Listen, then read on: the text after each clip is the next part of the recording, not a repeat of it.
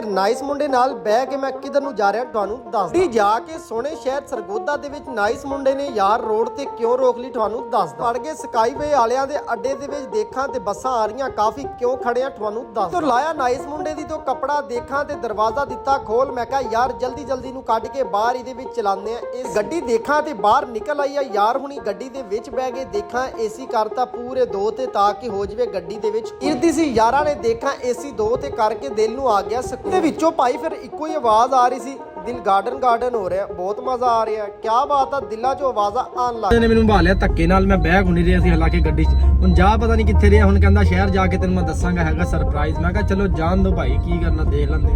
ਤੋਂ ਭਾਈ ਜੀ ਸ਼ਹਿਰ ਦਾ ਸਫ਼ਰ ਹੈ ਤਕਰੀਬਨ 35 ਤੋਂ 40 ਮਿੰਟ ਦਾ। 40 ਮਿੰਟ ਦਾ ਸਫ਼ਰ ਕਰਨੇ ਤੋਂ ਬਾਅਦ ਦੇਖਾਂ ਭਾਈ ਜੀ ਪਹੁੰਚ ਗਏ ਸੋਹਣੇ ਸ਼ਹਿਰ ਸਰਗੋਦਾ ਦੇ ਜੇਲ੍ਹ ਰੋਡ ਤੇ। ਜਾ ਕੇ ਨਾਈਸ ਮੁੰਡੇ ਨੇ ਰੋਡ ਤੇ ਗੱਡੀ ਖਿਲਾਰ ਲਈ, ਕਹਿੰਦਾ ਕਿਹੜੇ ਅੱਡੇ ਜਾਣਾ ਮੈਨੂੰ ਇਹ ਪਤਾ ਨਹੀਂ ਲੱਗ ਰਿਹਾ। ਨਾਈਸ ਮੁੰਡੇ ਦੀ ਗੱਲ ਸਮਝ ਗਿਆ ਸੀ। ਮੈਂ ਕਿਹਾ ਇਹ ਕਿਸੇ ਨੂੰ ਲੈਣ ਆਇਆ, ਹੁਣ ਦੇਖਦੇ ਆ ਕਿਹਨੂੰ ਲੈਣ ਆਇਆ ਇਹ। ਨਾਈਸ ਮੁੰਡਾ ਜਿਹਨੂੰ ਪਿਕ ਕਰਨ ਆਇਆ ਸੀ ਉਹ ਤਾਂ ਹਜੇ ਕੋਈ ਨਹੀਂ ਆਇਆ। ਗੱਡੀ ਖੜੀ ਸੀ ਇਹਦੀ ਛਾਂ ਦੇ ਵਿੱਚ, ਲਾ ਲਈ ਯਾਰਾਂ ਨੇ ਗੱਡੀ। ਪੂਰੀ ਫੇਸ ਦੀ ਤੁਸੀਂ ਕਹਿੰਦੇ ਖੜ ਖੜ ਕਾਹਦੀਆਂ ਆਵਾਜ਼ਾਂ ਆ ਰਹੀਆਂ।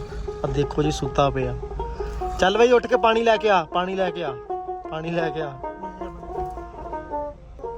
ਪੁੱਤਰੋ ਇਹਨੂੰ ਪਤਾ ਨਹੀਂ ਕੀ ਹੋ ਗਿਆ ਨੀਂਦ 'ਚ। ਮੈਨੂੰ ਲੱਗਦਾ ਰਾਤੀ ਪਤਾ ਨਹੀਂ ਕੀ ਕਰਦਾ ਰਹਿੰਦਾ, ਸੌਂਦਾ ਹੀ ਨਹੀਂ ਹੈ, ਮੋਬਾਈਲ ਚਲਾਉਂਦਾ ਰਹਿੰਦਾ। ਉੱਠ ਯਾਰ, ਉੱਠ ਉੱਠ,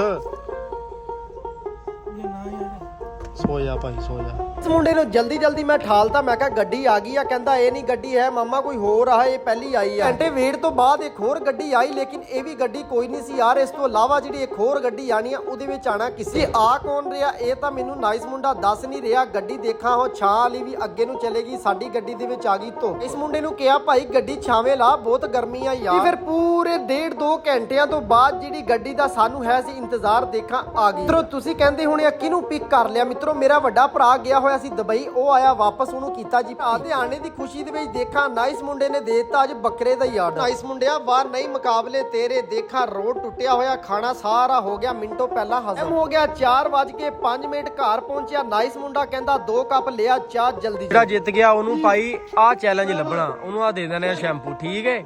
1 ਮਿੰਟ ਤੂੰ ਤਾਂ ਚੁੱਪ ਹੋ ਭਾਈ। ਉਹਨੂੰ ਭਾਈ ਆਹ ਇਨਾਮ ਲੱਭਣਾ ਜਿਹੜਾ ਜਿੱਤ ਗਿਆ। ਚਲੋ ਜੀ, ਜਿਹੜਾ ਉੱਤੇ ਗਿਆ ਬਹੁਤਾ, ਓਏ ਉਹ ਜਿੱਤ ਗਿਆ ਭਾਈ। ਵਾਹ ਜੀ ਵਾਹ, ਜਲਦੀ ਆਇਆ ਵੇ, ਜਲਦੀ ਜਲਦੀ ਆ ਭਾਈ, ਇਨਾਮ ਵਾਪਸ ਲੈ ਲਾ, ਇਨਾਮ ਲੈ ਲਾ ਭਾਈ। ਲਓ ਜੀ ਇਨਾਮ ਲੱਭ ਗਿਆ। ਤੇ ਬਸ ਕੈਮਰਾ ਬੰਦ ਹੋ ਗਿਆ, ਵਾਪਸ ਲੈ।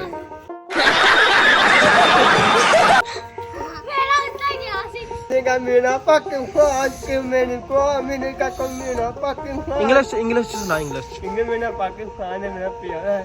इंग्लिश है, इंग्लिश सुना क्या। वाई पाकिस्तान। मित्रों मैनू दी इजाजत, अपना ख्याल रखियो, नमाज कायम करियो, पाकिस्तान जिंदाबाद।